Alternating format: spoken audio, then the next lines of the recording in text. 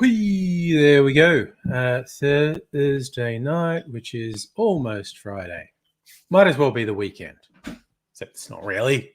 Then we're live, and been having a weird old day, but I'll ease into this. And AZ says he's going to join, so we shall see what happens on that front.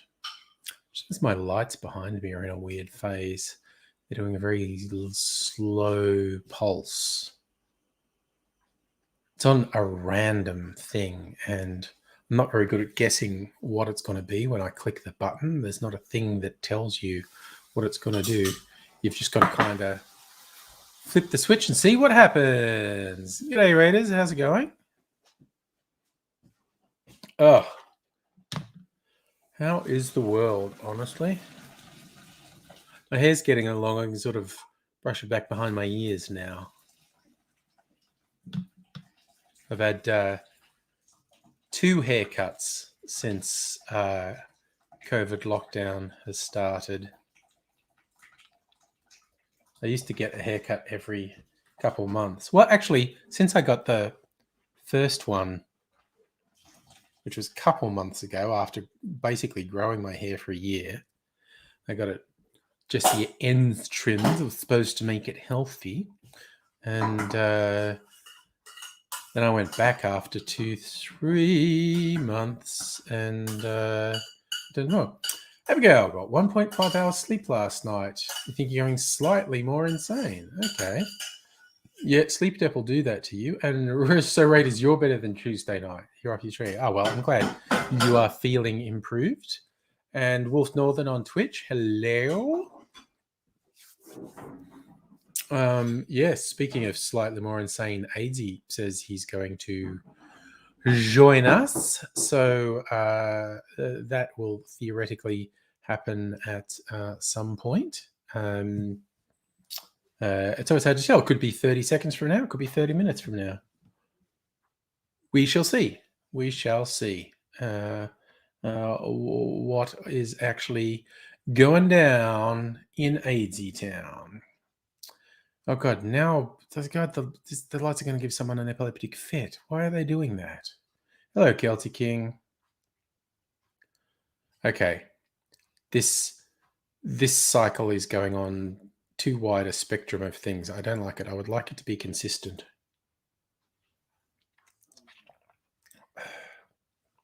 Fuck, that's good. I'm going to have to top up my freezer martini too. It's running a little low. Oh, that's right. Your eye surgery. Yes. Okay. But you're feeling a bit better now. Couldn't walk even though your brain was pretty clear. Damn. Well, I'm glad you are feeling improved. Because, well, fuck. Dramarama. I mean, we've had dramas in the angry household. Yes, Justin, I was waiting for you.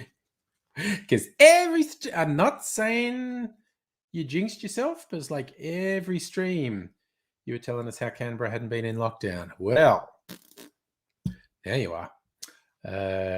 Precautionary one. It seems like it's a sort of lockdown that will stop a widespread.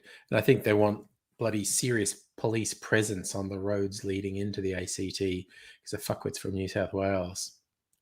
Yeah, Safa Dubbo and half the Central West is in lockdown. Abigail, I used to think there was a high probability we're living in a simulation, but you heard compelling evidence today that statistically it's 50-50 we are. And hello, Hellion, hello, Kirsten. I actually do love hearing people who have, whether you call them philosophers or scientific theoreticians, who have explored the ideas, not just the simulation idea, but the free will and that type of thing. I love hearing the arguments big brains have come up with, and the nature of existence. These are all questions about the nature of existence, essentially. Celtic King, how do you not? Well, okay, why? I'm not criticizing you. You don't know who George Soros is. George Soros is a rich dude. I think he's generally known as a financier, investor. He is famously supportive of left-wing causes, and that has made the right-wing loonies, particularly the anti-Semitic ones, because George Soros is Jewish, it's made the right-wing loonies build all these conspiracy theories around George Soros. And they keep saying how, Antifa is not real. It's a plot funded by George Soros. And they're all paid. Everyone who shows up these things is paid by George Soros. Well, I've never been paid by George Soros. And I go on with radical left-wing rubbish all the time. And now I'm even wishing him happy birthday because I found out it was his birthday. Where's my antifa money? That's what I'm saying. You're late with the check, Georgie boy.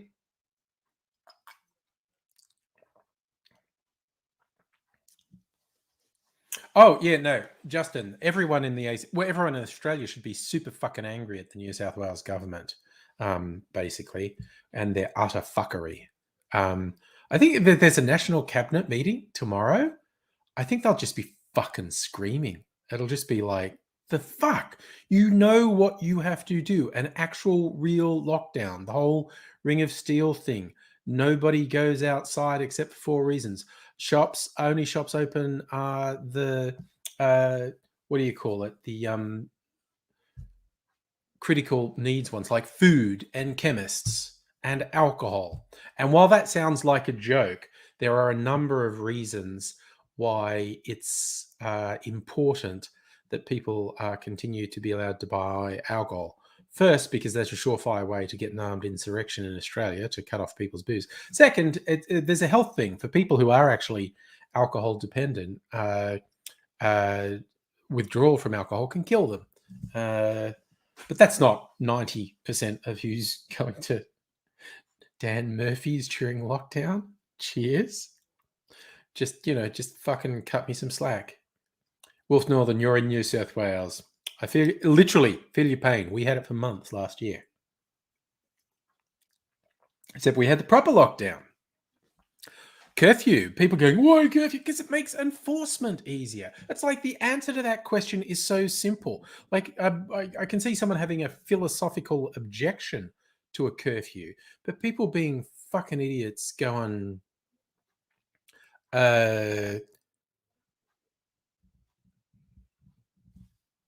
just why like the reason for the curfew was obvious. It made it easier for enforcement because the biggest source of transmission was people going between houses, between family and friends' houses. So if it was as simple as, well, you're not allowed out on the fucking streets after 8, it made enforcement much easier because the cops could just stop you or wire you out, that sort of thing.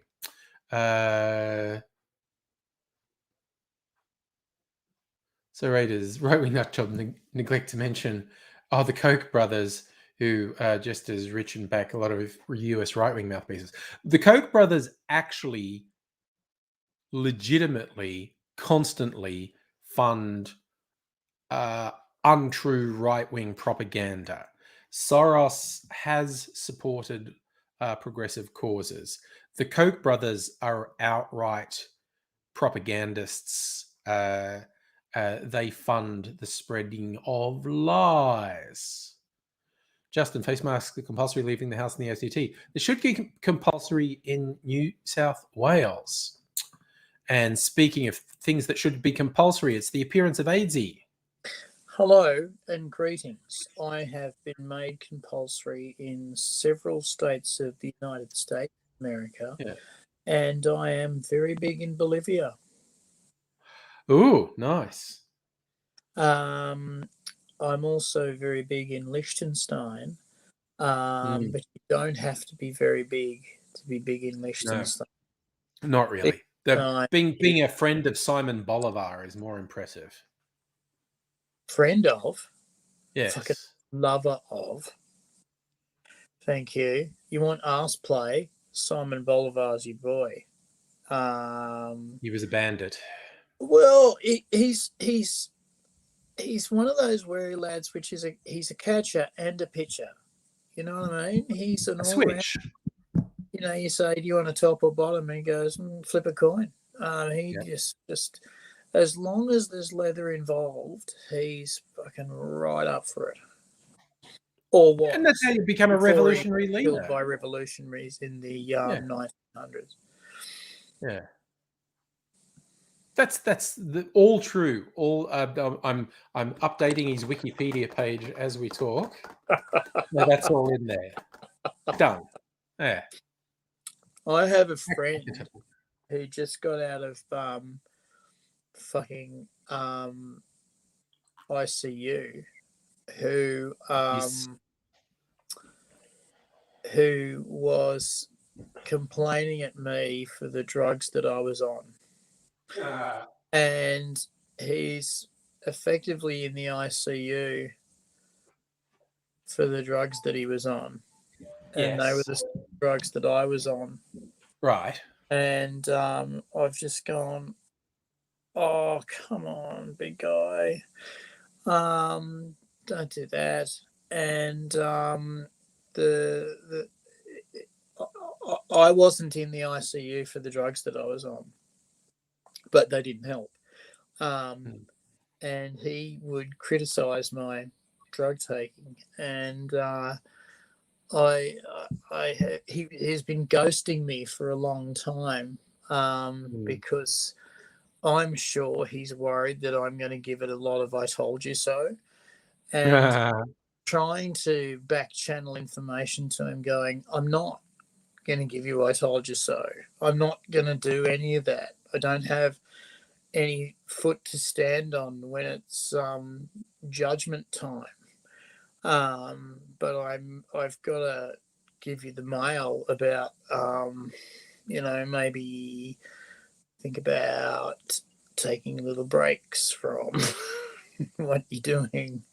Maybe think about putting more effort into going to work. A bit of moderation in all things, including moderation. Yes, moderation's fine, but you don't want to overdo it. You don't want to overdo moderation. And I have been an advocate of that for a long time. And I say a long time, meaning 6 or 7 years, not the time before that, where there was no moderation at all. And you've lived through those times where there was no moderation. But I'm disturbed that my friend got put into ICU. He went there because he was sleeping for days at a time, and he went in because he thought he had a different problem, and the problem turned out to be that he was on very heavy sedating drugs, and they basically said your respiratory and pulmonary system has been completely depressed, and we're going to be taking them over for a little while. They got him back up to par and let him go. And I went to nowhere and talked to my kidney doctor. Yes. And my kidney doctor said, yeah, hey, big guy, your kidney work has been going upwards and ever up, ever forwards. And we've been happy with that. And I'm going, yeah, because I am that cool. Men want to be me. Women want to be with me. Men want to be with me. Trees want to be with me. But, you stick sticks in the hole because, otherwise you get a spider in there. And, when you get a funnel web that's been, disturbed, I'll give it a bit of, I'll give you a blowjob, but you won't like it. You won't like it. And so basically, yeah, the nephrologist, that's a kidney doctor, said, yeah, you've had some protein in your urine. I'm going, that's not a good thing. And we're going to talk about the D word in a few years. And I'm going, the dialysis word. Right. I was going to say, which D word? I'm not on it. Yeah. Yeah, the D word. And I'm going, how soon are we talking about the D word? And she said, ages. Got years and years before we're talking about the D word, but that's where you're headed. And I'm going, I don't want to be headed toward the D word. And I said, so let's say I wanted to be not headed to the D word. What would I do? And she's basically gone, well, what are you doing? I said, well, no, I don't drink. I've given up smoking. I've, I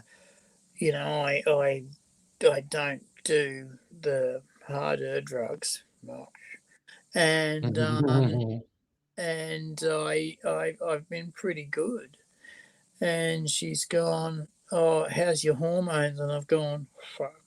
And she's also gone, how's your exercise? And I'm going, getting better, getting much better, which means I walk around the flat. And yeah, no, she's effectively told me that the pernicious anemia, which is when your iron runs away. So when I get iron in me, it goes away to the point where the doctors have bailed me up and said, "Are you selling iron on the black market? Are you doing that?" Because that's the only explanation. they will give me iron tablets and they will give me scopes down both ends, the full spit roast, looking for bleeds, and go, you haven't got any bleeds and you haven't got any iron. Where's your iron going? You're stealing it, aren't you? You're stealing it and giving it to the Chinese to make phones out of. And and I've been going, no, it's pernicious anemia. My mum's got it as well.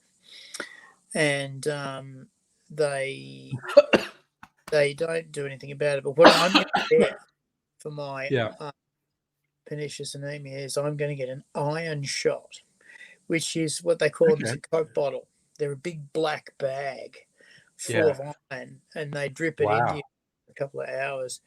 Yeah. They are the best fucking thing ever, because once you've had a Coke bottle, you come out of there and think you can flip cars. I'm you Superman. Think you are fucking an Avenger. You think, Batman, come and fucking punch me once. And then when you're ready, fucking get Superman lined up because he's fucking gone too. You feel so good. You feel like you're a 21-year-old again. With an iron shot if you're low iron, and I'm always low iron. So I'm getting low iron, and I talked to the shrink. And this, the beauty of this was I was supposed to visit these people, and it was going to be a mad dash between the two. And they rang up and said, "Yeah, we don't want to talk to you face to face because we'll get a disease." And I went, "Yeah," and they went and did it on the phone. And I managed to get my blood test to the kidney doctor, and the psychiatrist said, "Yeah, you're a unit," and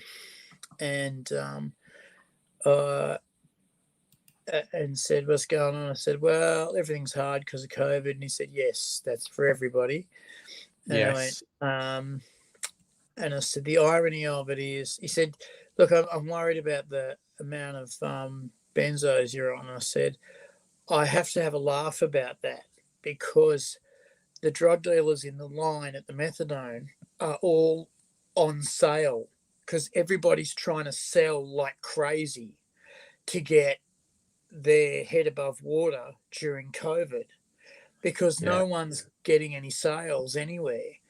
And so it's like tight ass Tuesday when you go there and they go, oh, we've got deals on this, we got deals on that, and then you get other people in the line going, oh, we can do better than that. We can, and it's like the prices are coming down, down, down.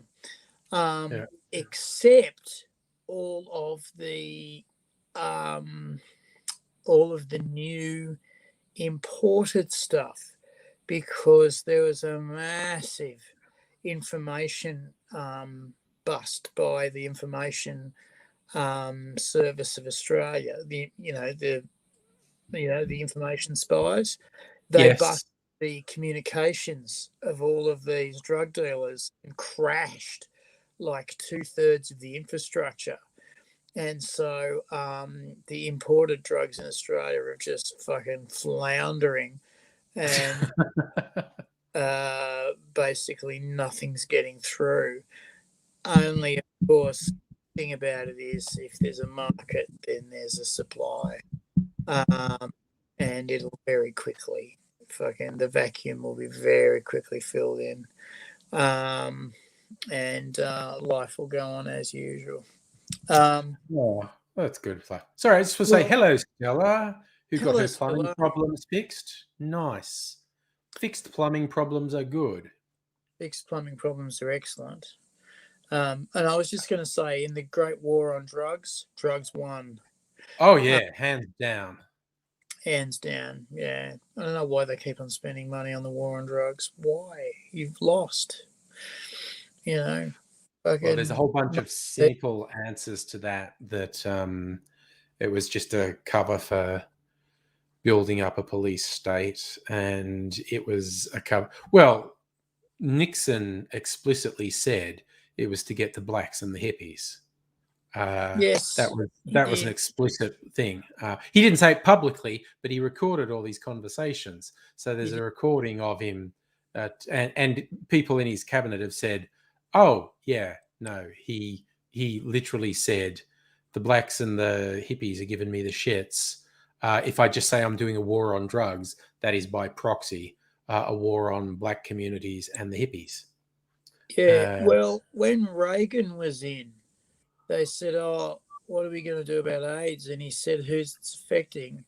And the AIDS said, oh, it's affecting the homos and the blacks.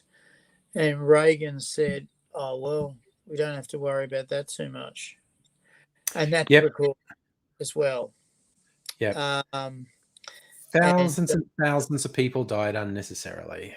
Yeah. And your Republicans, every time they put up, the presidents that were great, they put up Reagan, and it's like, well, he sent your country broke. He's a piece of shit. Fucking killed thousands and thousands of your citizens through bigotry, and he set up a system where blacks could never raise their head above water. How's that great? And people keep on saying, oh, he kept taxes low. And I was like, that's not doing it. That's what right wingers will say. I don't know if you paid much attention to Canadian politics, but a guy who was a major conservative political force there, Rob Ford, and his brother still is. This guy was a crack addict. He was a horrible, fucked up, racist piece of shit, which never bothers conservatives when they're voting. But he was actually like a crack addict, and he was embezzling government money to buy crack and whatnot. And they still loved him because he kept taxes low. And he actually died. He was this huge, morbidly obese guy doing crack, and who knew his heart gave out. So, but when he was getting re-elected after it came out that he was on crack and he was using government money to buy crack, and everything he said was a lie, and people were still voting for him. And interviewers said, "Why? He keeps taxes low," and it's just like, wow, okay, excellent, good stuff, good stuff.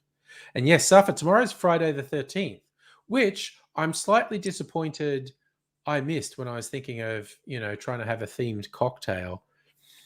I missed that it was Friday the 13th. So my cocktail going live tomorrow is very not Friday the 13th. It is actually a frothy dessert cocktail themed on a key lime pie. It's very yummy, but it's not very Friday the 13th. So couldn't you put a little leather mask on it? Except, see, I made it last week. I only realized today that tomorrow is Friday the 13th. But I'm talking about editing wise. You put a little leather mask on the drink and then it pops out and go. I edited it on and uploaded it on the weekend. It's been scheduled to go live since the weekend. So I'm organized. Well and truly bolted on that one. Yes, I'm organized. Oh no, Abigail's booty calls got postponed. Oh well, but postponed is better than cancelled. Postponed better than cancelled, Abigail. Yeah. Yeah. So, yes, Stella has done a dislike on the no booty call. Yes, 0 stars. Would not recommend. Well, actually, because it's postponed, give it 2 stars. Not good. Not good, but it's leading up to a 5-star booty call. The disappointment renders today down to 2 stars. It's not 0 stars because it's delayed rather than cancelled. So we maintain positivity on that front. Chocolate. Have a chocolate. Why not? Yeah. I'm gonna pay for it with my body though. Fair enough. I didn't tell you what happened. We had the drama this week. So young Ms. Angry, she'd been feeling and like throwing up on and off over the last week. And then on Tuesday, really horrible pains. And so she calls the, phone a nurse thing and describes symptoms. And they go, you should go to emergency just to get them to look at you. So we did. And 6-8 hours later, test, they go, oh, look at that. White blood cells everywhere. You've got appendicitis. We're going to take that out. So Tuesday night, she's admitted. Yesterday, they did the surgery. Today, she came home, but she was feeling very poorly, started throwing up, couldn't hold anything down. So it ends up she's really dehydrated and she feels like shit. And she's still in a lot of pain. And I went, okay, I'm actually going to call an ambulance because I could take you to the hospital, but I don't know how to move a sick person. And I'm really worried I'll hurt you. Yeah, because she's very weak. So I actually called an ambulance. And so they're probably, first they're probably giving her anti-nausea meds. And then they've probably got her on a drip. So she's not dehydrated. So a little bit of drama. I imagine that they would have done a little bit about the pain as well. She was saying that it wasn't like even like the surgery points weren't hurting. The only pain was, when you convulsively vomit, your stomach muscles go, oh, this is fucked. What happens when? See, I didn't know this. I was being very stoic when I was gangrenous, and the nurses came around and said, "Stop being stoic." Because you don't heal when you're in any kind of pain. Your body heals at a fifth the rate that it does when you're not in pain.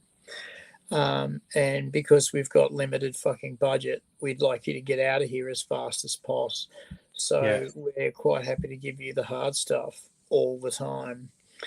And so they said, don't be stoic, say you're in pain, and we'll get rid of you quickly. Well, that's good. At least they understood the pain thing. Well, I was reading how medical staff who aren't well versed with chronic pain patients can make terrible mistakes in judging the chronic pain patient the same way that they treat everyone else, and then unaware of when someone suffering chronic pain goes, it's okay. That means they're suffering pain that would cripple the average person. It's just there's a tolerance and an ability to ignore it because the pain signals are always there. One of the things that happens to me is I'll get into hospital and they say 1 out of 10, right? Now, I'm usually floating around a 6, 7. Just anyway. on a normal day, yes. It's on a normal day. And then it'll pump up and I'll go, all right, so it's an 8, 9 at the moment.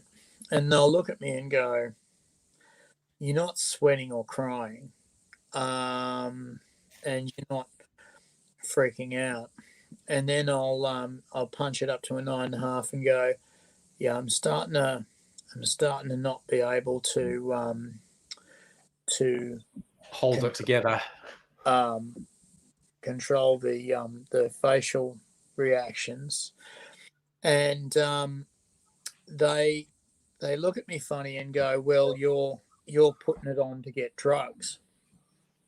And I go, well, actually, I have chronic pain and I have all the tricks to not suffer the chronic pain. And the tricks are, you don't limp, you walk, you don't grimace, you relax your face, and you don't stop your breathing. You know, when you're in pain, you go like that. You don't do that. You breathe through, because that limits the suffering, and also allows you to, and it's the most important part, allows you to lift your spirits. The more you can lift your spirits, okay, sounds weird.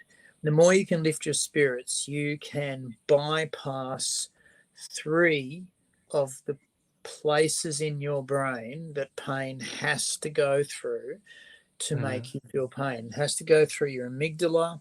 It has to go through 2 mood centers and a 3rd control mood center before, and it actually has to go through 12 different stages before it hits the area of your brain where the pain's coming from.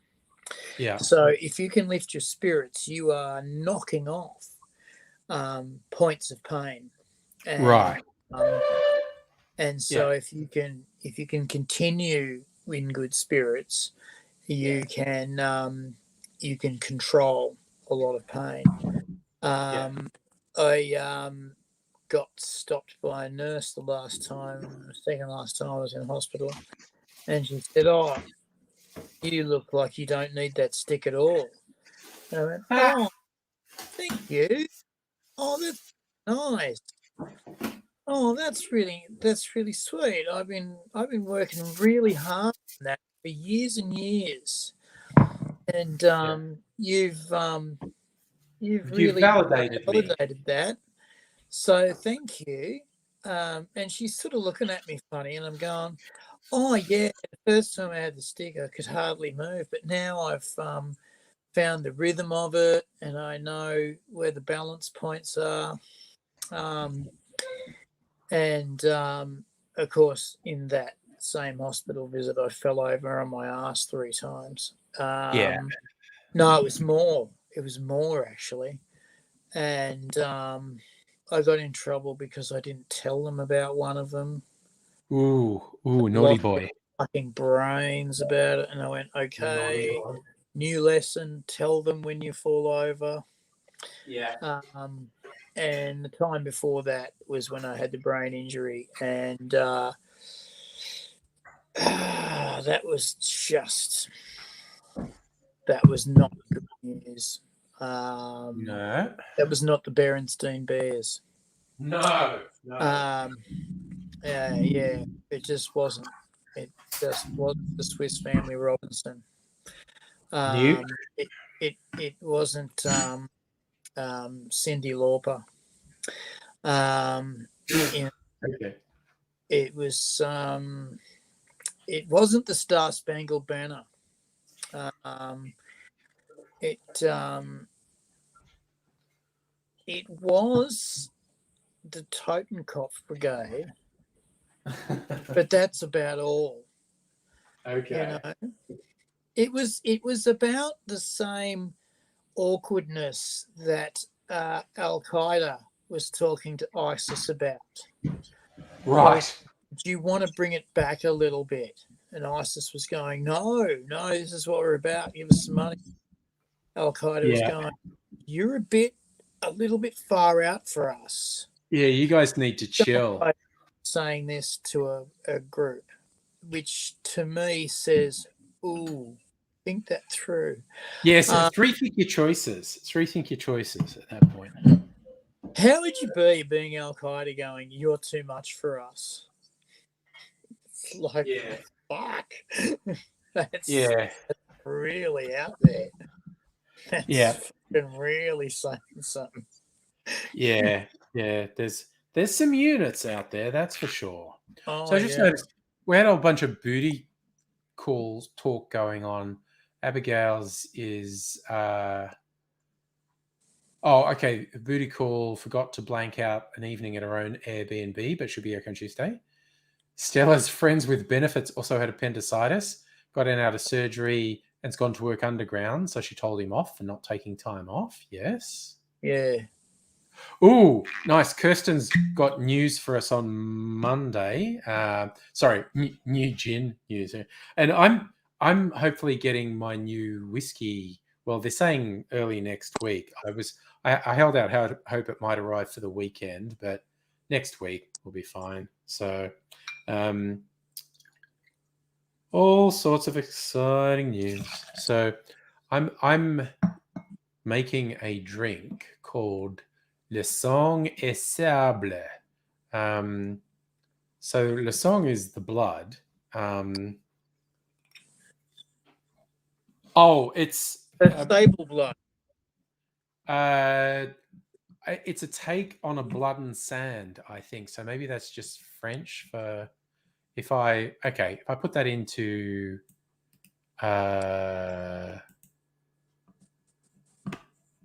translate. Yes, come on.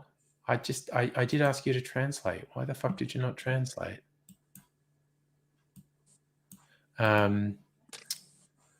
Copy and translate.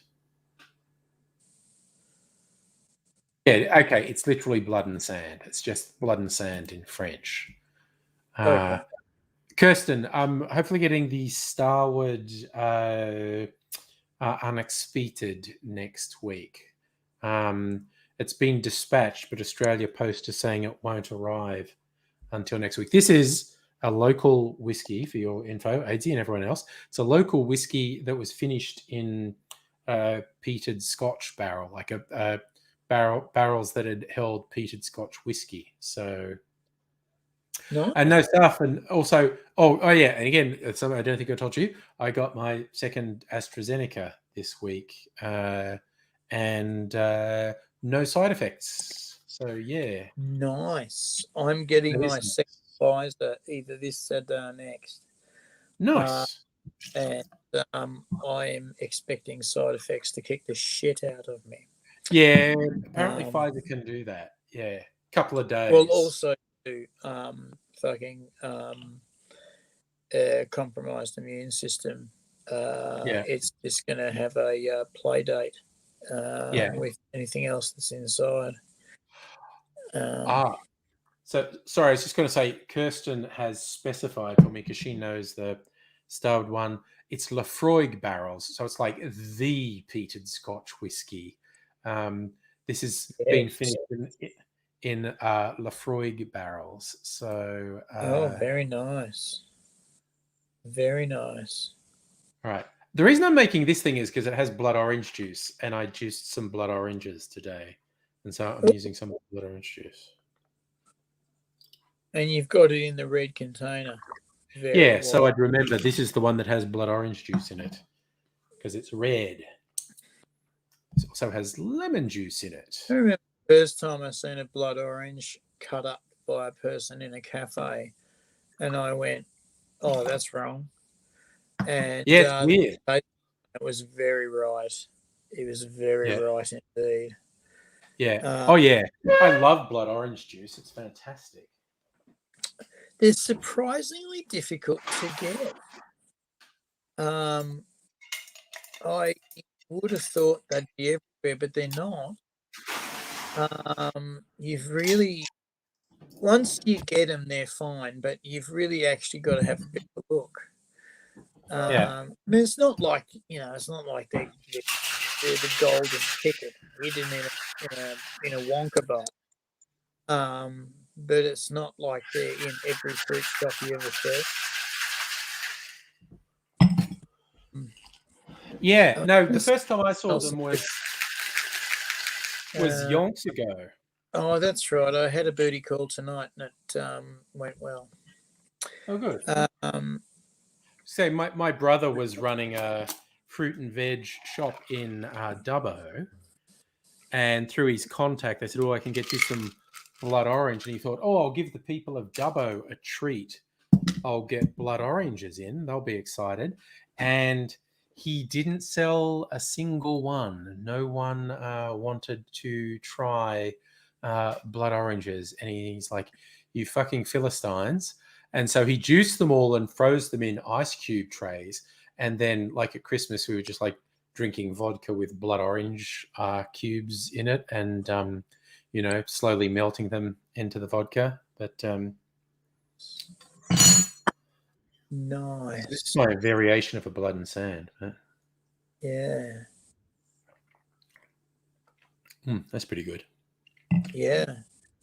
Mm. Oh, I can't imagine having blood orange sipping in your vodka.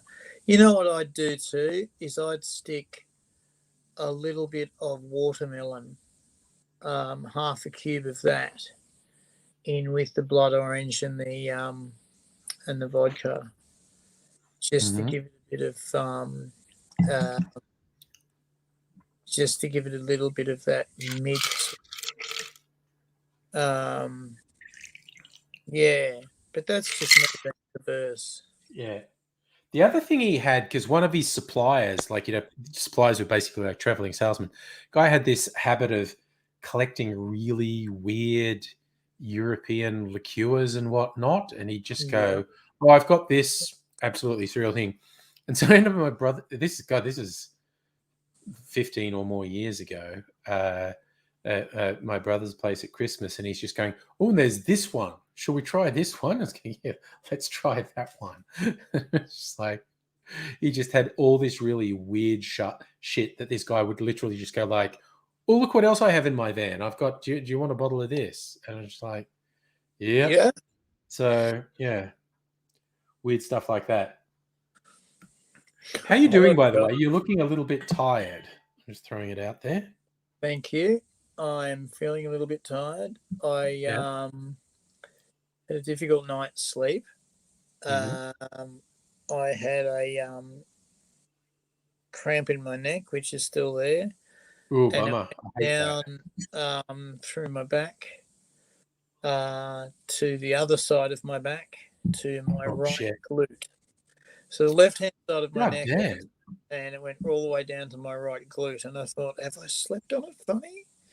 And then I got up and looked at it in the mirror. And because I'm now a fat bastard, looking around at my back in the mirror is not easy. But as soon as I looked around at my back in the mirror, I saw this bulge. Ooh, something's out of place. In my back and in my other back and in my glute.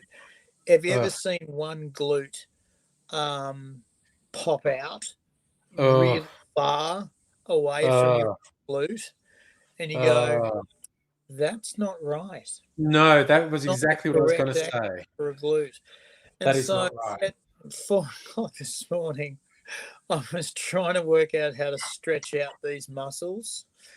And I was thinking, how do you stretch out a glute? And I was thinking, you pull your knee up to your chest. Yeah, that's how you stretch Okay. out a glute. Right. So Yeah. I've pulled my neck and my leg up to my chest and then gone, you have no balance. You are an arthritic with a stick. You have no balance. And I've already done this. And then I've fallen over backwards and hit my head really hard on the tiled floor of my bathroom and Oof. gone, I've missed the toilet Oh. doing this, and hit the floor. And now I'm going to go for a little sleep. Yeah. And then I woke up and I went, I can't see anything. Oh my God. That's awkward. Because what I would traditionally do at this time is get my mobile phone and shake it, and it would ring up emergency services, and I would say, I've hit my head and I'm blind. I need you to call this guy who will let you in, and he'll be boss of the house and direct you to my apartment. And essentially, as I was going, all right, what you got to do is you've got to sit up, and you've got to think about how many crawls you've got to get to before you get to your bed, and then you've got to back up and get to your desk, right?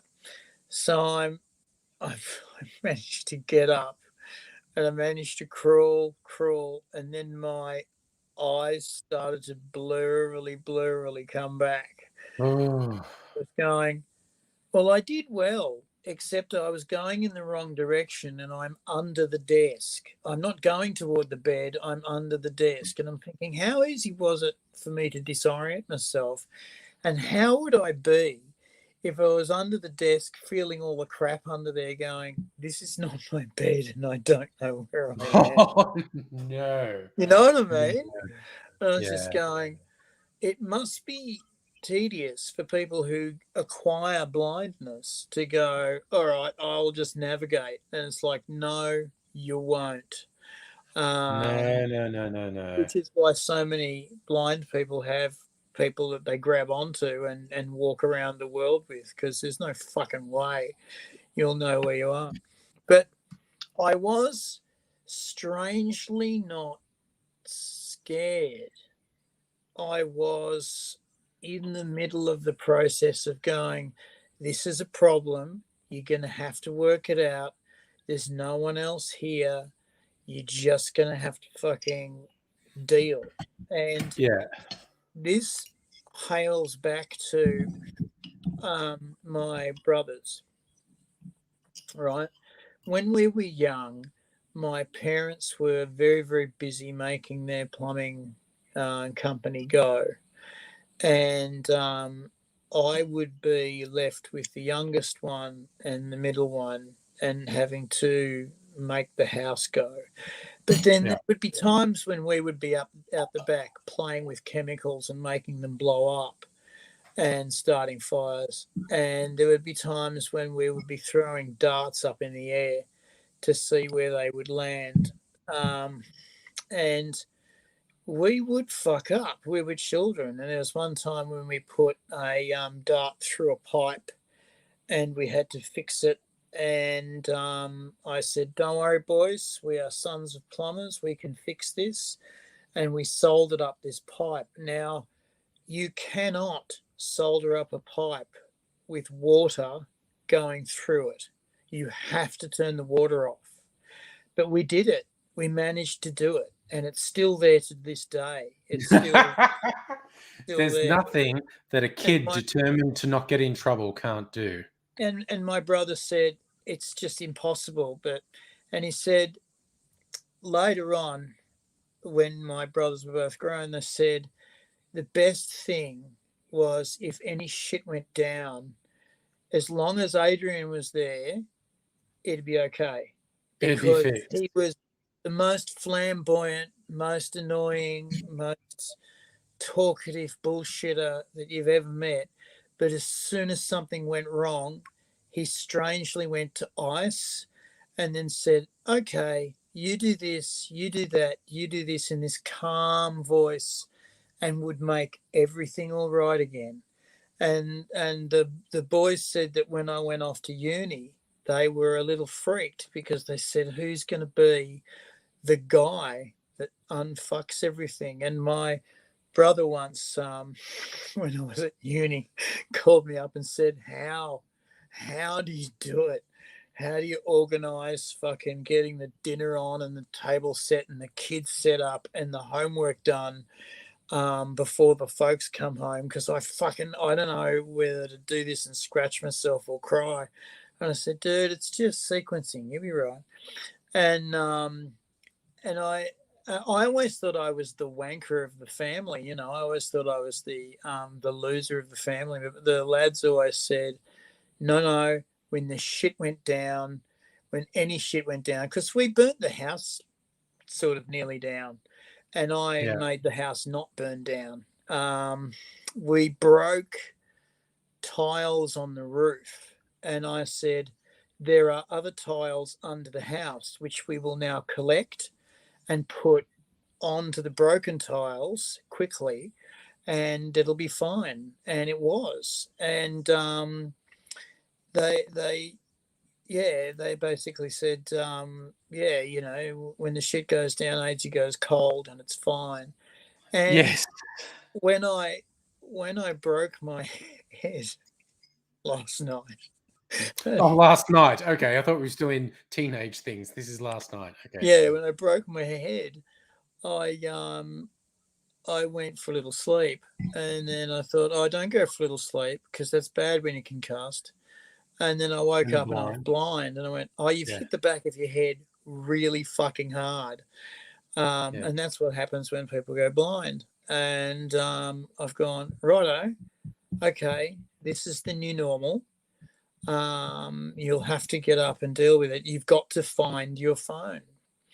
And instead of losing my shit, I managed to get up and navigate around, and I didn't find my phone, but I got my vision back. And I was going, oh, well, that's good. I've got my vision back. Have I got a googie yet on the back of my head? No, it's okay. It's sore, but it's all right. And I thought, can I see properly? And the colours were all over the place for a little while, but they came good later on. And then the poppy muscles were just bad, and so I might have overdone the benzos to unclench them, but it worked enough. I'm still sore. I'm still really sore, but nothing burnt down. Everyone's that's a happy. plus. The cleaners turned up today and cleaned the house, so that helped me. I still got to go upstairs and clean the roof, but I'll do that another day. That's all right. Also, I just want to say I don't think I said hello to Nettie since she came Hi, in. Nettie. So, hi, Nettie. And Safa wanted to know you're the youngest, the oldest. Aidsy's the oldest of three. He's the senior. I am the senior. I'm the senior. I just remembered another story from my younger days. Oh God! Yep. No, go. This is going to be good. Okay. I had the little one in the you know those jails they have. It's like a cot. Yeah. Like the wooden jail that they stand up. You know, putting the can around. Anyway, he was eating something meat based, and I said, right, I've got everything together a little early. I'm going out for a cigarette. So I went out to my friends for a cigarette and smoked it real fast, and then came straight back home. to find my middle brother losing his shit in a fairly major fashion. And then my youngest brother was blue because he choked on a piece of the meat that he was eating, a bit of gristle in the meat that he was eating, and couldn't breathe and hadn't breathed for quite some time. He was very kind of blue and wasn't crying because he was sort of standing up there with sort of dodgy eyes, and I'm going, not a great plan.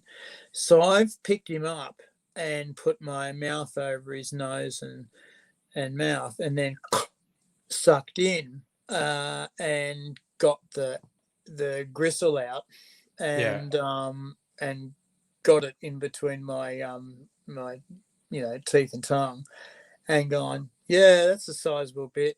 Kids then breathed and screamed, just screamed the house down, and breathed and gone, you keep screaming, buddy, you're fine. As long as you're breathing, you keep screaming. Yeah. And my second brother, the next oldest, came over and fucking punched me so fucking hard. One in the shoulder and one in the head. And damn. When that motherfucker hits people, they stay fucking hit. Yeah. And when he hit me in the shoulder, it was like crack. Oh, that'll be broken then. And then he's hit me in the face, and I've gone way over and hit the wall and made a hole in the wall with my head. And I've gone, oh, it's another fucking thing I've got to fix. And then he's picked me up, and I've gone, okay, talk it, tell me first. And he said, don't you ever, ever, ever do that to me again. Right. And I'd seen him cry maybe twice in his life, and that was another time he was crying. He was so pissed. And what it was because he's a complete control freak. What it was he didn't know what to do. He had no control over this situation. Anyway, so I said, all right, come on, let's fix the wall. So we fixed the wall, which meant putting a nail in it with a little bit of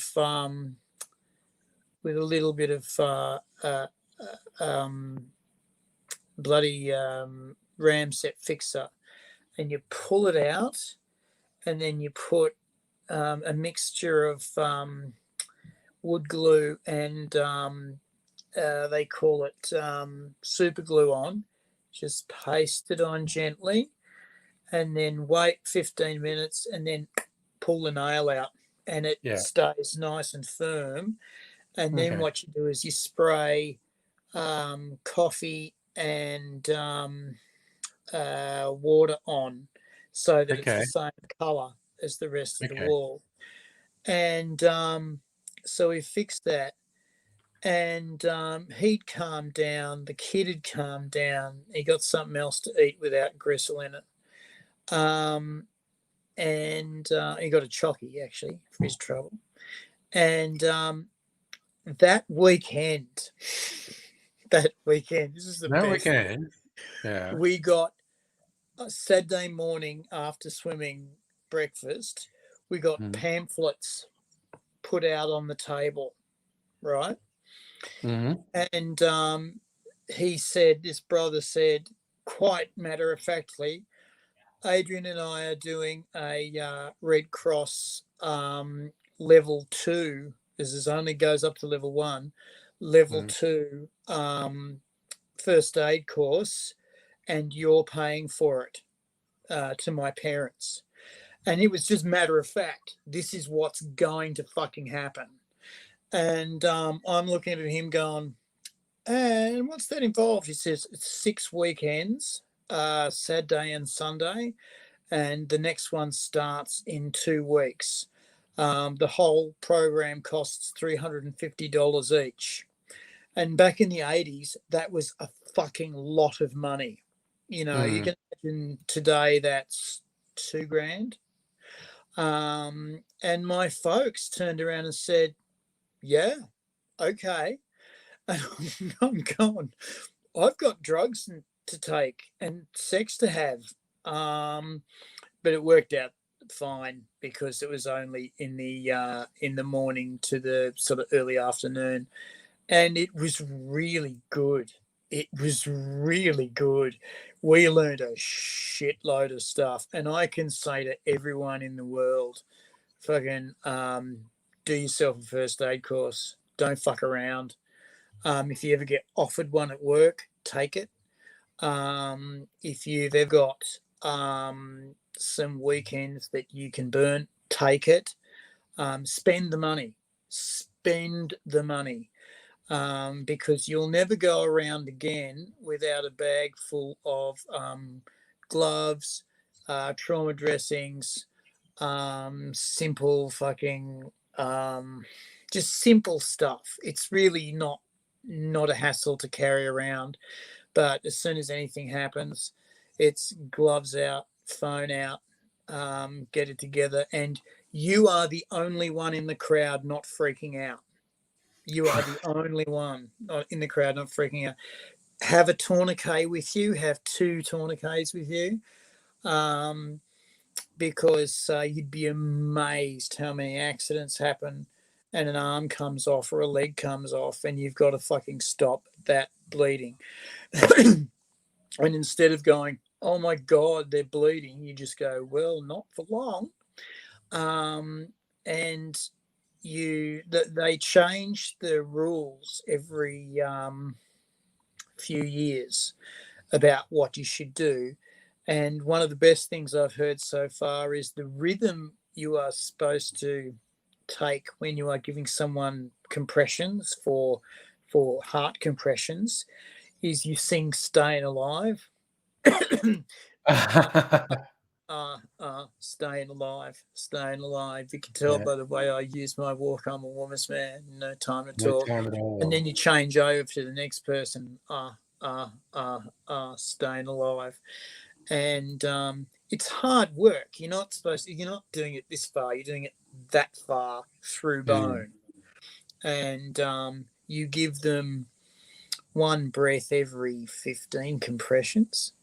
They used to say one breath every 3, but it's one breath every 15. They just want that blood moving because there's enough oxygen in it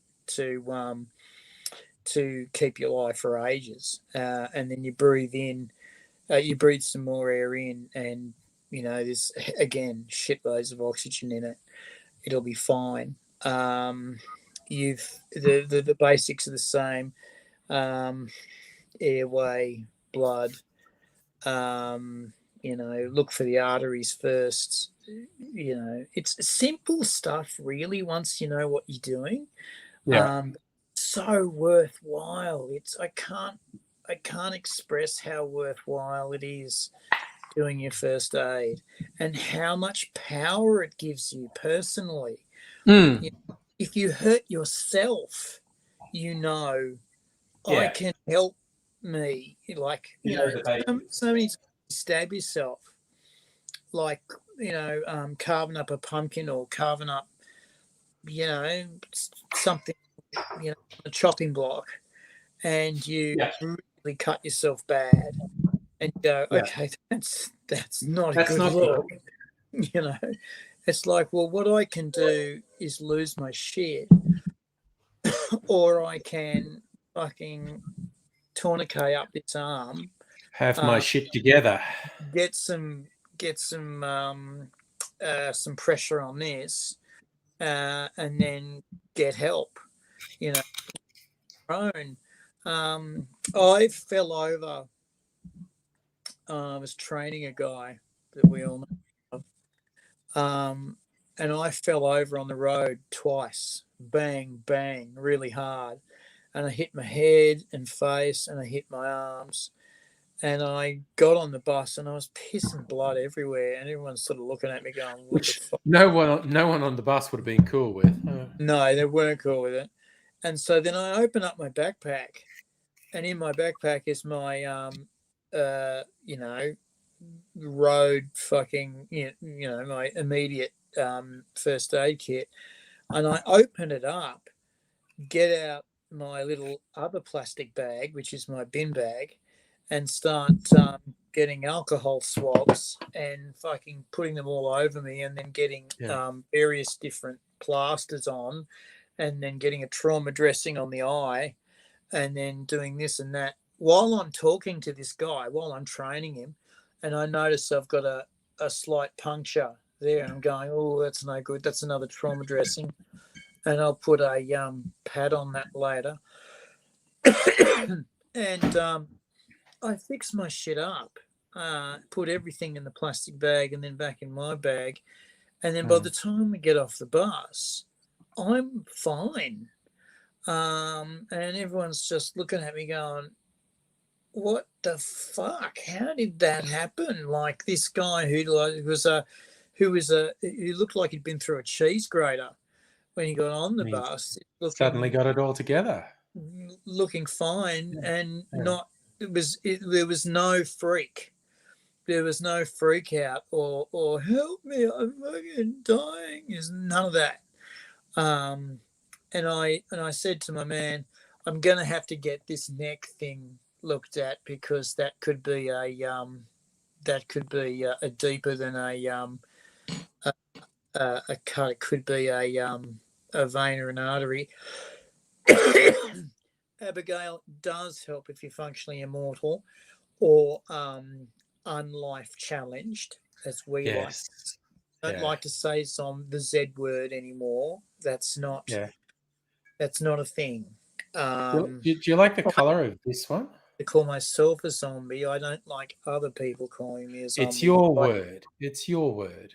My word. Unlife challenged is a thing. Yeah. Yeah. What have you got there? The color? Do you like the color of this one? I really do, actually. I'm going to call it a red right hand. I've there was a riff on a Negroni called a right hand that had rum in place of the gin, and I immediately, when I saw that name, I immediately thought of Red Right Hand, the Nick Cave song, which became synonymous with serial killers. More recently with Peaky Blinders, the drama series about the family moving from being self-proclaimed gypsies to being powerhouses of political and commercial power in Birmingham. It's the theme song is Red Right Hand for the show, and they often have in the soundtrack of an episode a different version, like someone doing a cover of Red Right Hand. So it's set in early 20th century, and but they use contemporary music in the soundtrack. But with the opening credits, it's the instrumental from Red Right Hand, and I say that because I used Jameson's Irish whiskey because they are the Irish travellers essentially. So, and they like Irish whiskey. So a Negroni is traditionally gin. The one called the Right Hand replaced that with rum. So I've replaced it with Irish whiskey and declare it to be called a Red Right Hand. Red Right Hand. So it's sweet red vermouth and a bitter red aperitif. Most people would use Campari, but I fucking hate Campari. So I've used its cousin, Aperol. And also the fact that's an Italian aperitif, one whole season's ongoing plot was a literal vendetta with an Italian crime family from New York. Adrian Brody plays basically the lead heavy of this, and he's great. He's just, you know how it's much more threatening when dangerous people speak in calm, level tones and don't make threat. Yes. Yeah. So there's a whole conversation with Cillian Murphy, who's he's the lead character in the show, and then Adrian Brody, who's the head of this Italian vendetta hit squad who've come in from New York because Tommy's gang had killed a guy who was a rival Italian crime gang in London, and they had family in New York who've come because of vendetta. And just the calm conversations they have are fucking terrifying. Frightening as all hell. So I think it fits Red Right Hand. It's got the Irish and it's got the Italian from the vendetta. So I was going to say, Dave Blumenstein got me to do a piece of a live action film he was doing, and he wanted the friendly monster. I was the bad guy, but I was the friendly monster, and the plot basically goes. It was something like 12 Stops to Death, and I remember that one. Yeah, these two guys go on the train, and on the last stop, one of them's going to die, and in the very first moments, the hitman and bagman of this crime syndicate finds out that the guy that he's with is a policeman, and that's very disappointing. That's very disappointing indeed. But this guy that I was playing is the friendly monster, and so it's that guy that is always like, everything's great, isn't it? But you don't know whether, how far under the surface the violence is. It's like, how far away is the snap that makes him kill something or stab someone. And apparently, if the thing went off, there was going to be a couple of moments where the friendly monster was going to turn real nasty real quick and like really hurt people. And it was really interesting. It was the same sort of feel as everything's a joke and fun until it's really not. Until it's really, really not fun at all. And the other great role was this policeman who had to either go along with it or try to find his moment to stop it, or to find enough evidence, because there was never quite enough evidence. Just pop in the other room and have a look at, will you? And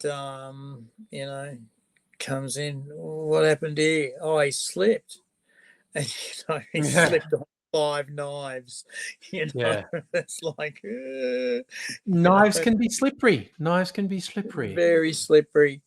Very dangerous occupation, being a chemist. I don't use the Z slur. I consider myself an ally to the mortally challenged community.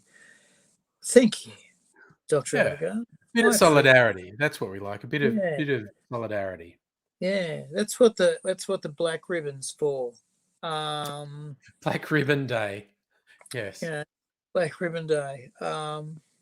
There's a great book by Terry Pratchett. Where no, there isn't. He never wrote any good books. Go ahead. It's a great 20, 30? I don't know. Yeah, 2030. Where he basically talks about a revolution, and there's a bit of time slipping in there as well. Yeah. And one of the guys who's in the revolution dies, and then finds out 8 hours later, no, he's not going to die. But every year during their memorial, he goes into the graveyard and digs himself a grave for solidarity for the guys who are there. So he spends a day in his coffin. In a grave. Why not? Yeah. And the pastor at the time says, You get out of here. You're not supposed to be here. And the powers that be go, No, he's right. Because there's this whole group of men who were in the Revolutionary War, who basically effectively own the city because of the power positions they're in, because they were kids at the time, but now they're the guys who go, no, this is going to be a thing. And there's some mysteries that are solved by the fact that you slip through time, and there's some things that old men didn't quite know until that moment. And it's a good read. It's a good read. Terry Pratchett was a fucking marvelous author. I felt so bad when I found out that he had Alzheimer's. I just went, that's just unfair. Because he knew so much about so many things. He knew so much about police procedure. Yeah. He knew so much about bureaucracy. Yeah, I was about to say, read the Discworld books.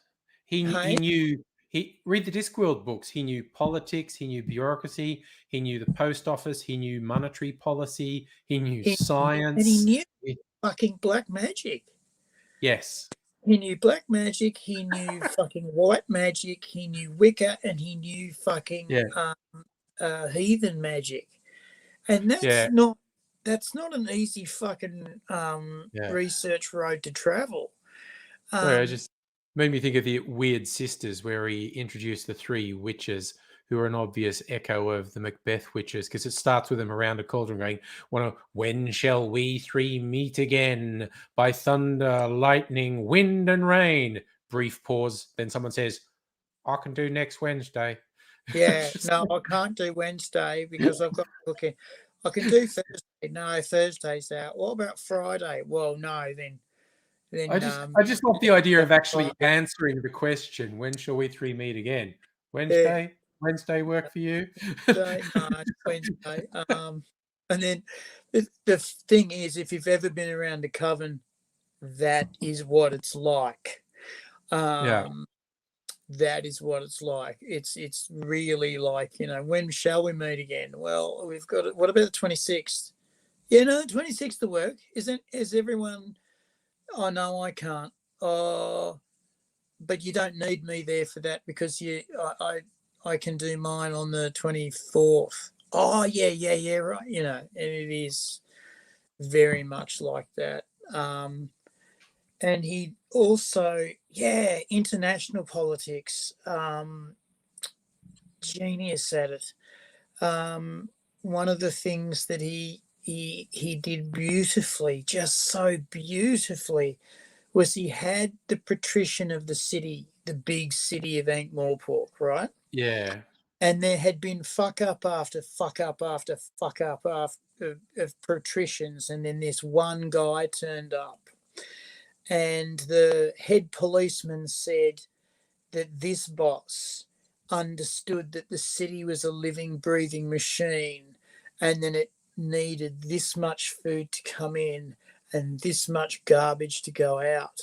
And one of the things that happens is the big garbage man's daughter has a wedding, and he gets the paper guy to put a colour photo of the wedding in, and the big boss man says, "Oh, I will organize me a invitation to this wedding, because without this guy, this city would be a festering pit."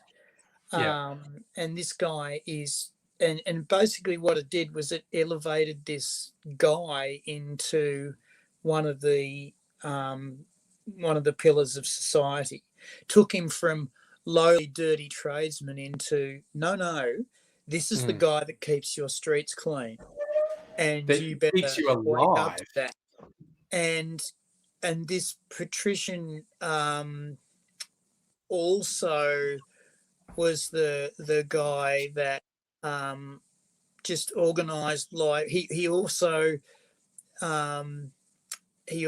allowed the guy that made condoms for the city to have a tax break because the pressing needs of the city would be so much more pressing without him. Without a bit of population control. You know, and he was the guy who knew, how a city works. And then in one of the books, the policeman, who's a nice guy, but Sam Vines. Basically, he finds out that his boss, the patrician, is spying on another country, and he's aghast because his boss is spying, and he says, "How can he do that?" And the policeman's wife, who's quite the noble, says, "Well, you work on informants," and he says, "Yeah, that's just information received. You wouldn't know what's happening in the street if you didn't get that." And she says, "Maybe he thinks in terms of a bigger street." Yeah. And it was beautiful. It was just it was just when Douglas Adams died and when Terry Pratchett, he's dead now, isn't he? He died a few years ago. Went out on his own terms because of the Alzheimer's thing. You can tell someone's gone out on their own terms when they have a goodbye party, and they depart the mortal, which they had to pretend wasn't the case because that's illegal in the UK, and everyone there was technically guilty of a crime of assisting. So that no one has ever publicly said the nature of that party, but it was for everyone to get together to say goodbye to Terry. And because he chose, like, no, I'm losing it. I'm getting very weak. A lot of days I don't know what's happening, and it's time to sail off into the sunset for the next big adventure. And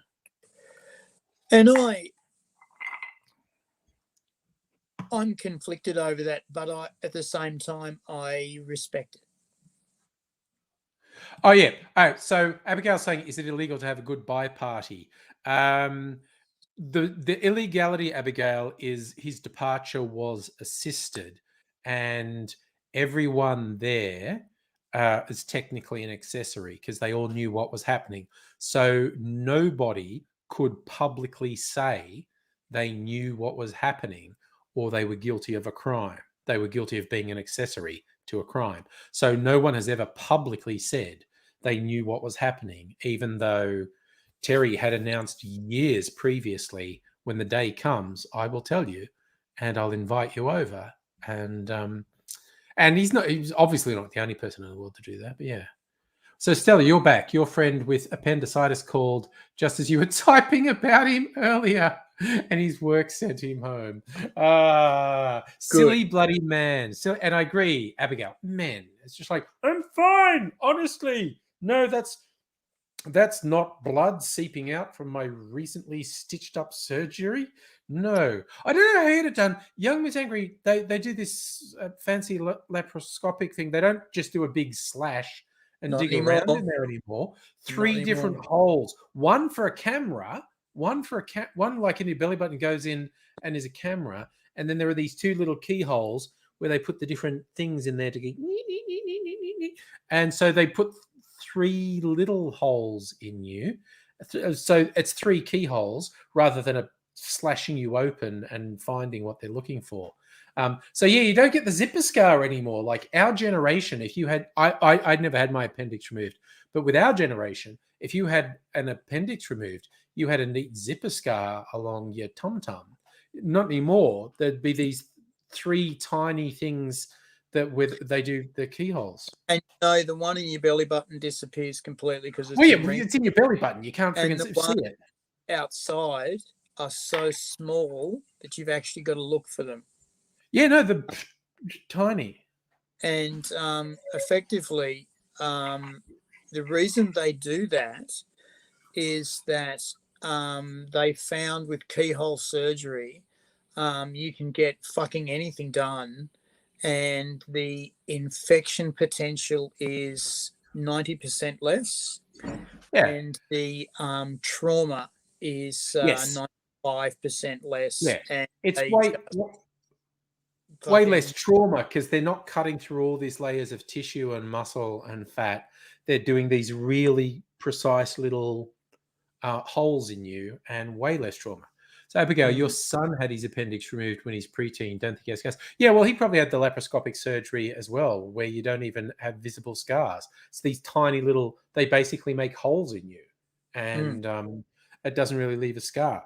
But our generation, big fucking, well, when I say big, about, that big. Where they slash you open and dig around till they find what they're looking for. And then they do it, but now they're very precise, and I love that they stick a camera in there. The camera goes in through your belly button, and I've got a few of those old timey surgeries. Yeah. I've got one where they removed the cancer from my back, and they promised me it was only going to be a tiny little cut, and then they cut in. They said that's bigger than we thought. That's still bigger than we thought. That's still bigger than we thought. And they kept on chasing it down until I found the end of it. And then when it ends, thank fuck. Yes. And they dragged, because they thought it might have metastasized and I was screwed. Yeah. And then they made me drink this half a gallon of stuff that was like petrol. I was getting off smelling it more than drinking it. Every time I burped, it was like, the taste came back. Great. And they put me in this fluoroscope to find if it metastasized anymore. And then they gave me this small cup and said, here's a bucket. What? He had this small cup, and I hurled what was the left, and I just hurled it out. And I was just going, why are you doing this? And but it was weird because it smelt the same as it was going in. It didn't smell bad because you don't eat anything before you go to any kind of know. And it didn't smell bad like vomit. It just smelled the same. Anyway, I went, okay, I think that's it. Hurl. Yeah, no, I'm done. And then they said, all right, now lay back very gently and we'll take you to the ward. And I was going, oh, yeah. And I was just like, I am off my guts. Very, absolutely not ready for me to move at this time. I think I need to go to the toilet. I might as well just do it here. I was out of it for like a day. And then I slowly came to, and I thought, I'm going to have a come down as a bitch. And I said, why that stuff? Because that's not usually that's not a dye that you would normally use. And they said, well, we have to be very certain, and that's the dye we use to be very, very certain. Okay. And it gets into pretty much every cell in your body and fluoresces if it's got anything to do with apoptosis. The radioactive AIDS ears. Glow in the dark AIDS ears. Pretty much. They hit you with that nuclear medicine and then it goes whang. Oh my God. And they found little spots which they biopsied. They found 10 little spots which they biopsied. And 3 of them were precancerous, and the rest of them were metal that I'd taken in while I was plumbing. Okay. So they were zinc, zinc-aluminum, and aluminium. And they found one speck of the lead left from where I got shot in the leg. When I was ripping off the Iraqi consulate. But they said that was so tiny they didn't even bother with that. But the others they grabbed out because they thought they might have been cancer, and they found out they were metal, except for the 3 precancerous bits which they got. But yeah, every 2 years I go in and get my back checked and my front checked, and every 5 so years they find another cancer and they cut that out. It's so boring now that they mostly do it in either sun cancer centres or doctors' surgeries, because it's so fanatic now in Australia to get skin cancer cut out. Yeah. So I had the spit roast earlier this year because of what turned out to be a false positive for my bowel cancer screening.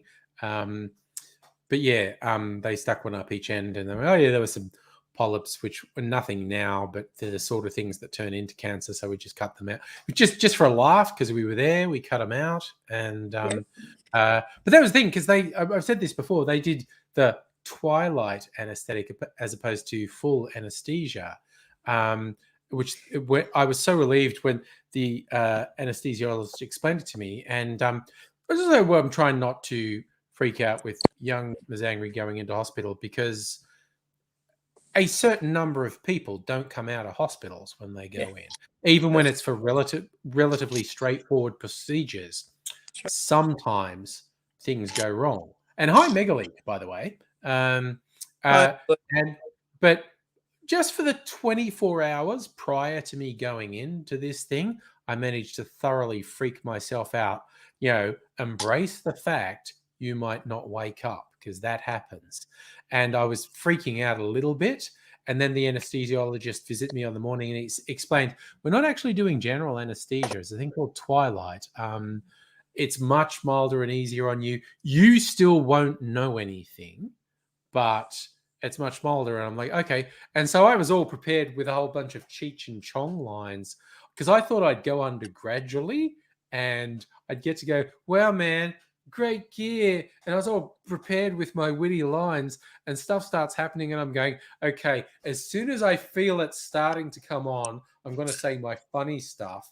And then everything went black, and I woke up, and it was only an hour later. Like, unlike general anesthesia, I was awake an hour later, and I didn't, like, there was a clock opposite me, and I'm like, it's not even 10, because I went into the thing at 8:30 a.m.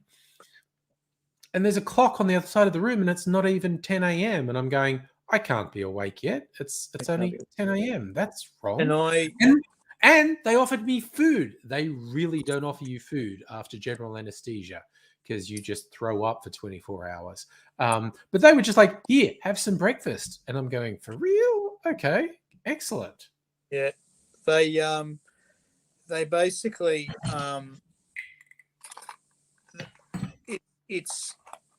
have woken up during twilight procedures many times, which is apparently quite possible, but you still don't feel any pain, but you might wake up. When I wake up, I say, something's wrong. Someone's playing with my bum again. Might be time for more juice. And I'll put the arm out and I go, yep, more juice for him. And down I'll go. And I haven't been under one of those twilights for more than 20 minutes. And one time I was saying to my anaesthetist, look, I wake up during these, and this one's a cutting thing, so I'm a bit concerned. And she said, I'm pretty good. You might be okay. I said, I'm just letting you know. Anyway, so I wake up. She puts me down. I wake up, and there she is. And she said, so you're back, you? And I said, and she said, you're about to say, shall we do this? And I went, well, I was, but we were in a different room. And she said, so did you remember any of that? And I said, no. And she went, yep. And she just sauntered off, swinging the hips, walking away. And I'm going, so, yeah, Stella's saying a friend basically said, Twilight's like a roofie. And that is, Twilight is basically a roofie. Technically, you're awake, but you are not conscious of anything. And the anaesthetist said, if you eyes open, you still won't feel anything. You'll go, oh, I'm awake. And then we'll just dose you and you'll go out again. And so he said, so don't forget. But yeah, it's a roofie. You're technically awake. You're And just not aware of what's happening. they do that so that they can move you around. Get up on your knees, get over it, roll over on your back, sit up for a sec, move this way, move that way. Because you've got to think about it. If they're putting, say, like, I'm just saying scopes, all right? If they're putting a scope up your bum or a scope down your throat, they want you to move around so that they can angle it properly so they can see everything. They want you to they want you to be on your side so the light goes down and the scope goes and this goes and still breathe. It's like it's all that stuff. I really thought I'd wake up not necessarily in pain, but I thought I'd have a sore throat or a sore bum because of these things going where things don't. Nothing. These people are fucking professionals. These people know their shit. Yeah, there is that always surprised me. I had to go in once and to get I had to get a urethral probe, right? And I thought, oh, they'll put me on twilight for this, because the same thing they do when they give you a catheter. What I ever got was I was awake and I was not a happy boy. No, right? Because this pipe about that long, had to go in. That was the can I do it? That'll be my 5 times and I'll be qualified. That was that one. Oh. Anyway, so they had to do this urethral probe, and basically I thought, oh, they'll twilight me, and they didn't. And I'm going, oh, I'm going to be awake. And they said, righto, well, okay, we're just going to put the anaesthetic in now. And I'm going, and for the first 3 seconds, there was a bit of the burning sensation. Yes. And then nothing. And then they said, okay, in goes the probe, and it goes in and in and in and in and in and in and in and in and in and in. And nothing. And I'm going, and they're checking things out and moving things around. I'm going, that shouldn't look that bent, and it shouldn't do that. And they go, are you feeling any distress? And I'm going, only because I'm seeing this and what you're doing, yes. Sure. And they said, are you not feeling any pain? I'm going, no, not feeling any pain. Well, look, why don't you have some of this and you'll feel a lot better about the world? And I was like, fine. If you want to stick more stuff in my dick, it's fine. Get a car aerial, really. If you put a TV aerial on, and I've got mates who can hook up a monitor, it's great. And so they've done their thing. They've taken out their probe, marked down their notes, and then the relaxer they put in just went away in 15 minutes. It's just gone. And I thought I'm going to be pissing blood for the next 6 months, and no. All good. These people are professionals. Nothing. I like the was to piss out the anesthetic gel. To get a fairly good amount of bladder pressure, and it was done, and that was it. It was all over. Everything was fine, and happily everything was fine. But I am always stunned about how you don't come out with a sore throat, how you don't come out with a sore back, how you don't come out with a sore bum, how you they know what they're doing. They know what they're doing. They know what they're doing. I had to get in. I had to get collections removed from my varicose vein legs, and these things were big lumps of nastiness collected under my skin. They'd managed to shrink down the legs, and these lumps remained. And they put what they call a fishtail drain in, right? Oof. So you can imagine a header knife with a tube, and flick, and it's in, and then blurg, it all comes down. And so I'm only minorly out of it, and I go, ow, that hurts. And they go, oh, well, we're finished now. I'm going, well, there's still a cut in my leg. Still hurts. Yeah. And here's what we got. How good is that? And I said, oh, it's delightful. Soup of the day. And I've gone, and then I can manage to get the laugh, and I'm going, yes, I win. You get a laugh when gross things are happening. So I just want to throw in from the chat. Abigail's saying she wants to be filmed during a spit roast procedure. That she's probably due for one. Yep, put it on OnlyFans. You'll make a fortune. You'll make a fortune. And, Kirsten had laser eye surgery. You're able to walk, look at the light and stuff. And worry about your broccoli. Is that a metaphor? Yes. I've heard the weirdest thing about laser eye surgery. You don't feel anything, but it can be a bit off-putting that you smell the burning when when they're lasering your eye. You can actually smell it. I've heard that's a bit off-putting. But and Stella says epidurals, they're amazing. Your middle section doesn't exist. You can feel your legs and your upper torso, but everything from belly button to knees doesn't exist. All gone. I do remember. I've asked for epidurals before during very bad constipations, but when you're gone, no, a delivery happening. But like my ex, the mother of my offspring, had 2 C-sections, and so I had epidurals for both of those. And it's the whole thing. When you have that thing, they're very excited when stuff starts moving again. So the nurses really want to know the first time you fart after an epidural.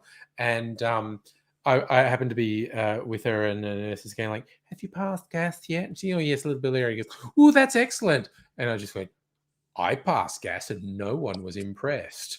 And it's just like, I didn't get congratulated. I just got raised eyebrows. It's fucking amazing the looks you get from nurses when you make jokes in and around the pregnant mother, because they're all about her, and you make the joke and they look at you and go,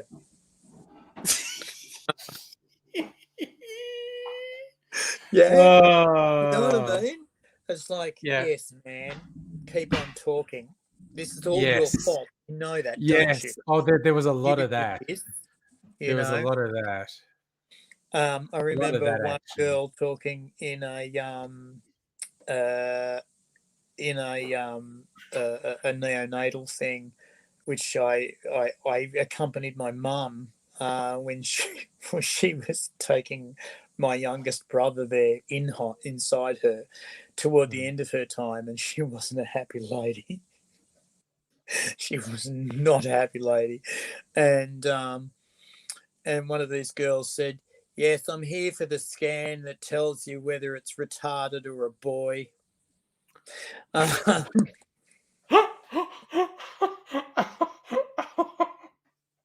Oh, they were bad. I'm getting a picture here. They're bad in the old. Okay, look. Okay, you just remind me. 2 stories. Like, okay, because I'm one of 10 kids, right? Country town Catholics. And in the I couldn't have told that. Yeah, in the later stages, because again, no contraception, and my mum actually had 2 miscarriages. They were both younger than me. One was between me and my younger brothers, and one would have been the youngest. But she had 2 miscarriages. And yeah, she told me how these conservative country town nurses and doctors were saying, like, what did you do to induce the miscarriage? Because they had, you had 10 kids, you didn't want him. And it's like, you're being treated like a fucking criminal. And this is like what it's like in the southern states of the US now. There are people who've been imprisoned, women who've been imprisoned because they had a miscarriage. late in a pregnancy, and these other people just declare you must have done it on purpose, and we're going to punish you. And it's just like, you people are fucking monsters. And it's just, but yeah, no, that was back in the old. Oh, and I also remember one of my sisters. The ladies here might know this. There's a procedure known as a D and C, and I forget what that's short for. Dialect but it's and heritage. A curette, yeah. Yeah, it's basically you have to do a bit of a clean out of the internal lady parts, and this is something they do after an abortion as well.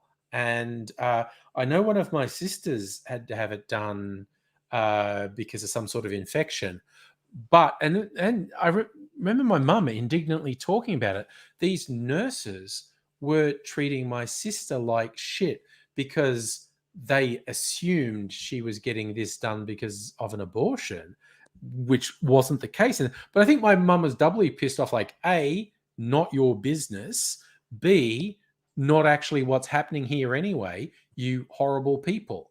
And C, and also do your fucking job. Yeah, I'll also throw in just a modern day one.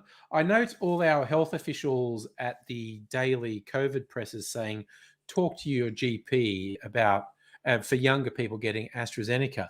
And they are studiously ignoring the number of GPs who are fuckwits. Because I keep seeing stories, and this actually happened with young Mazangri as well.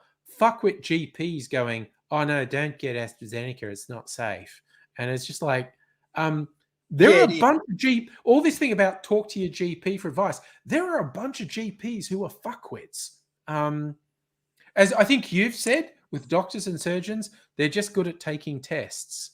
They're not necessarily better people. You get a medical degree by being good at taking tests. And I tell you what, my own GP is fucking good at finding them. And what he'll do is he'll basically tell me, I've got a student, would you give them a history, please? And I say, how long have we got? And he'll say, we've got 15 minutes, we've got an hour, or we've got all day. And I go, oh, really? And he says, yes. Do you mind? And I said, I've got all day, my bro. You've got all day as well. What all day is that my GP is a little pissed at the student for taking tests and wants the student to unravel all of the comorbidities. Yes. And God, you'd be a challenge for a student. Yeah. And the lifestyle. It'd be a challenge. So I go right back and I go right through. I go right back to the swimming and the cracked scapula and right through to the last time it was the brain damage. And you got these students who don't take notes initially, but then they start taking notes. Then they start taking notes furiously, and then they start trying to put together, because there's a couple of things that jump in out of nowhere, and they go, well, where the fuck did that come from? And they'll ask. These students are classics for asking a question, and then halfway through the answer, they'll ask the next question. And it's like, okay, you can play that. And then about halfway through the story, it's like, hang on, where did that come from? And I thought, and you always think, if you didn't fucking stop me telling you the story, if you didn't ask the question in the middle of the answer, you would know that fucking rang that bell way back there, and that started the fucking cards and dominoes falling over to here. Yeah. And so then they've got to start fucking piecing together the fucking house they've burnt down. And then classically, my GP will come in after about 2.5 hours and say, so have you worked out where the, classically it's where the immuno, compromising came from. Yeah. And they'll look with big eyes going, and have you worked out how the immunocompromising has affected the rest of the disease package? And they've gone, and he'll go, well, come on, that's over half of the time he's been with us, and you really should know how that's affected the last 15 diseases he's had. Maybe 15 you diseases. on how that history is. I tell you what, it's easy. We've got the history here, and he's always got it with him, right? As he does this, and the history comes in, his history, just the GP history, comes in like that, and he'll pile that on, and he'll get in another one and pile that on, and then he'll get in another one and pile that on. And he says, if you read through that this evening, we'll have a better idea of what's going on in the morning, which I'll ask you questions about. Okay, Aidsy, thanks very much for your time, mate. And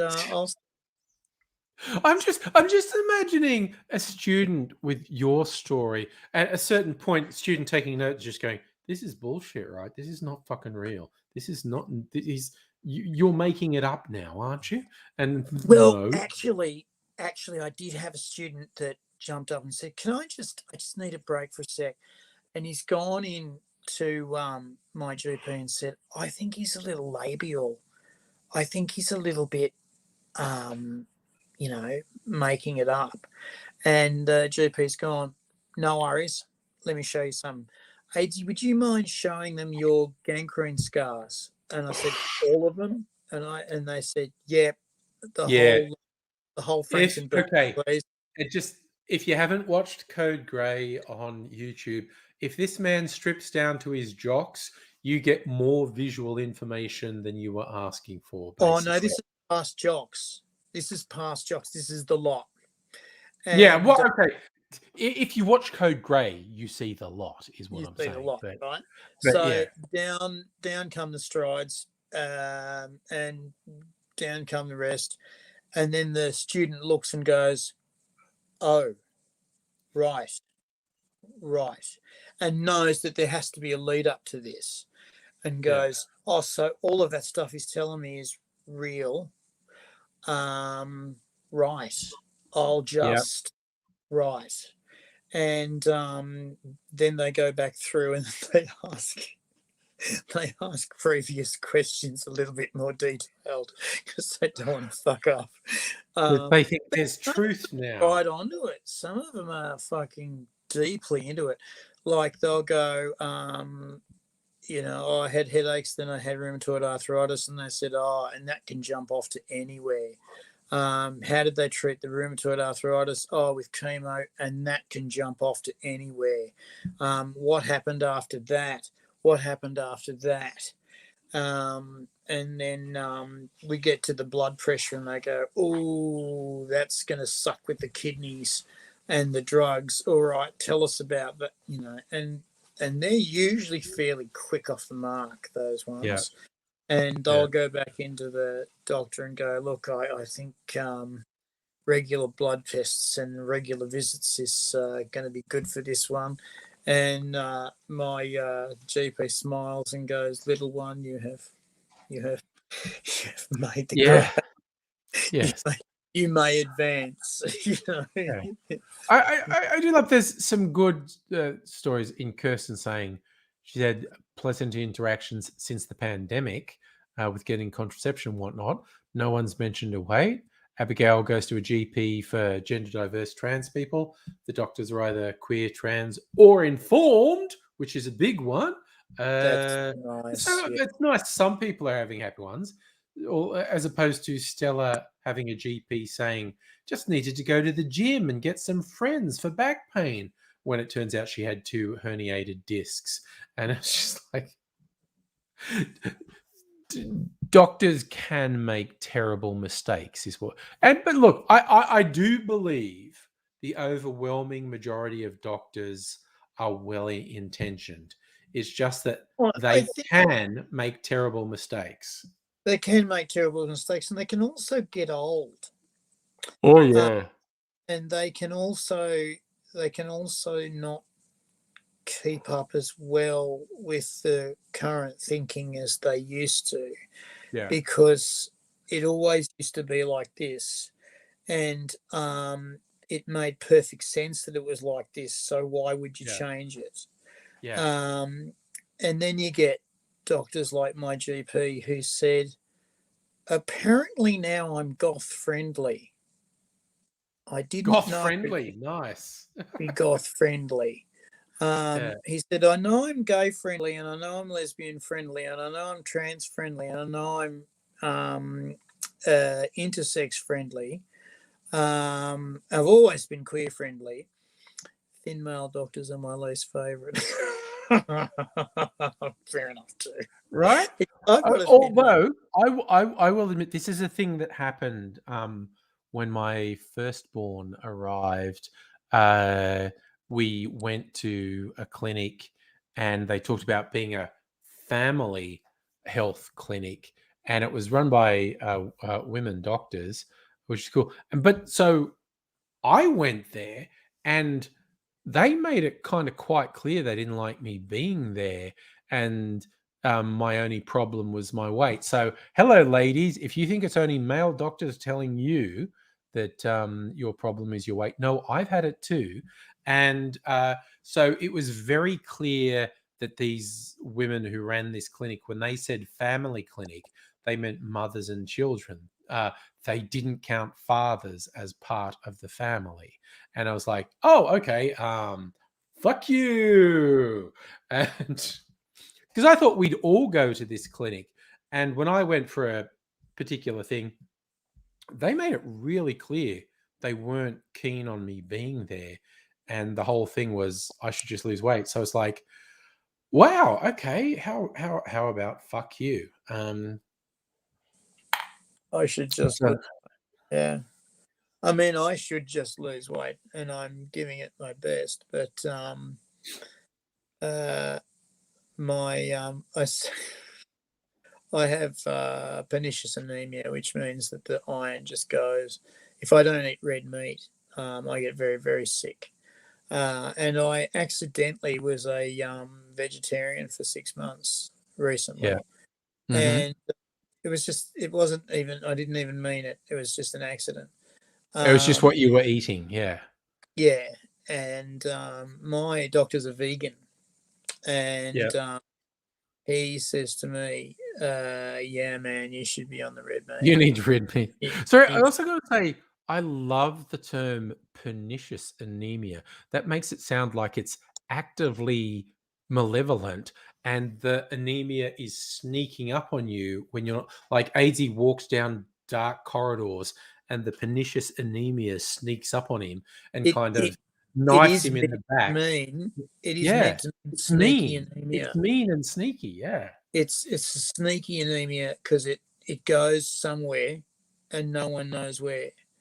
yeah, Uh, and yeah. the number of, like I said, the number of scopes and tests I've had looking for the bleed, it's just not there. I'm Um, just going to go pour one out for the medical professionals who've tried to deal with AIDS over the last 3 decades with just the absolute weirdest fucking medical history of a person who's still alive. I tell you what, though, which is annoying, and that's been annoying for a while now.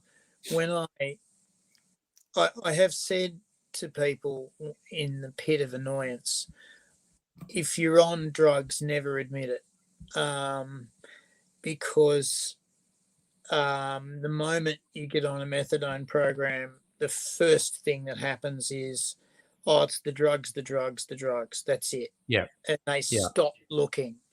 And Yeah. I worry sometimes that I will get killed by something that was painful or not found, because they'll just go, oh, it's the drugs, the drugs, the drugs, and that's it.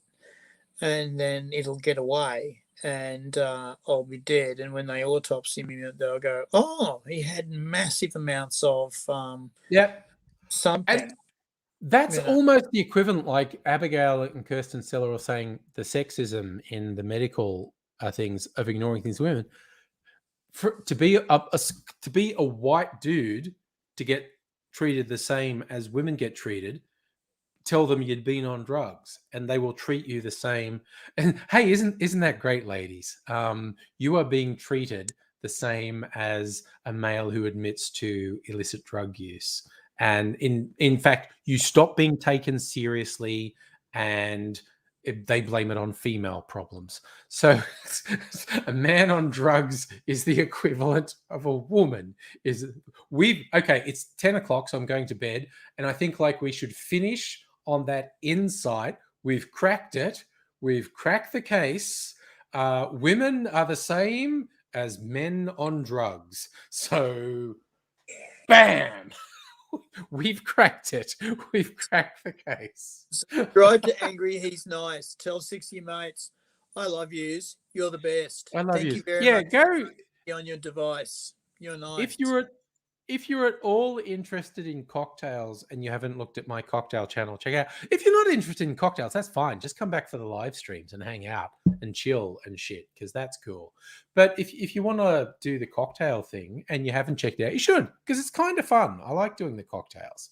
We're And doing you the might Angry like it Bunch again soon, aren't we? tomorrow, Friday, party night, and Saturday. Actually, Saturday is not a date night. So potentially Saturday night too. I don't want to fuck myself up too. I just kind of like we do party nights on Friday night, and then I wake up on Saturday going, okay, I am sitting on the lounge for the entire day. I'm not hung over as such. All. Yeah, it's because I don't get to bed till 2 or 3 a.m. and I'm not hungover as such, but my tummy's a little bit unsettled, and I keep thinking if I just ate all day, I'd feel better, but that's a bad idea as well. So it's just like I just fucking veg out on the lounge. But as Mrs. Angry's pointed out, I put my fucking headgear on, my breathing tube for sleep apnea, and I get way better sleep. And I'm way more awake on the weekends than I used to be.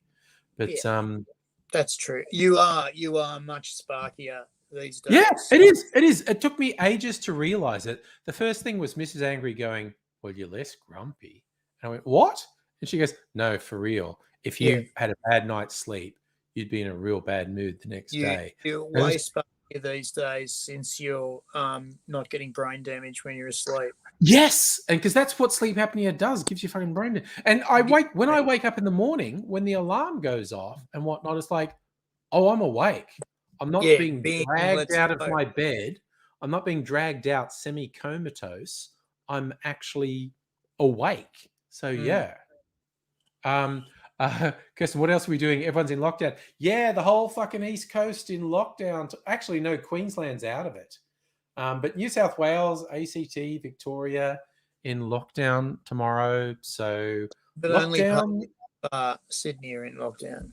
Lockdown means party down. Parts of the Central West too. Dubbo's got cases. Yeah. And what are we getting? Indigenous Australians in Central West contracting it. Who has the worst health outcomes in Australia? By an order of magnitude, Indigenous Australians. But anyway, fucking depressing. But yes, let's go to bed. Let's go to bed. Thank you for letting us be on your device. You're nice. And we'll see anyone who's up for it tomorrow night for a bit of a party. And fucking hang until then. Hang. Just be cool. Just be cool. We'll be cool. And we'll see you later. But bye for now.